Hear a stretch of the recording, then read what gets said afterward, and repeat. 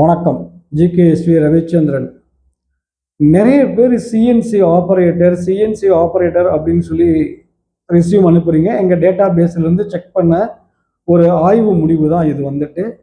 இந்தியாவில் CNC operator அப்படிங்கிறது நிறைய ஆட்டோமொபைல் கம்பெனிஸ் இருக்குது. அவங்களுக்கான காம்போனன்ட்ஸ் தயாரிக்கிற கம்பெனிஸ் நிறைய இருக்கிறதுனால சிஎன்சி ஆப்ரேட்டர் இந்தியாவில் ஆப்ரேட்டர் தனியாகவும், ப்ரோக்ராமர் தனியாகவும், குவாலிட்டி கண்ட்ரோலர் தனியாகவும் 3 தனியாக பிரித்து வச்சுருக்காங்க.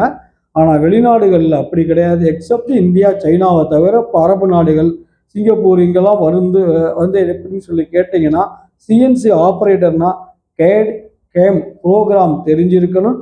சேம்பிள் பீஸ் வாங்கி மெஷர்மெண்ட்டை எடுத்து ப்ரோக்ராமிங் பண்ணிவிட்டு திரும்ப சேம்பிள் எடுத்து சப்ளையர் பையர்கிட்ட அப்ரூவல் வாங்கி ஃபைனல் ப்ரொடக்ஷன் எடுக்கிறதுக்கு பேர் தான் சிஎன்சி ஆப்ரேட்டர். ஒரு வேலையை லோக்கல் ஸ்டாண்டர்டு ஃபோக்கஸ் பண்ணாதீங்க. இந்தியாவில் இருக்கிற கம்பெனி தான் வெளிநாட்டில் இருக்குது, வெளிநாட்டில் இருக்கிற கம்பெனி தான் இந்தியாவில் இருக்குது.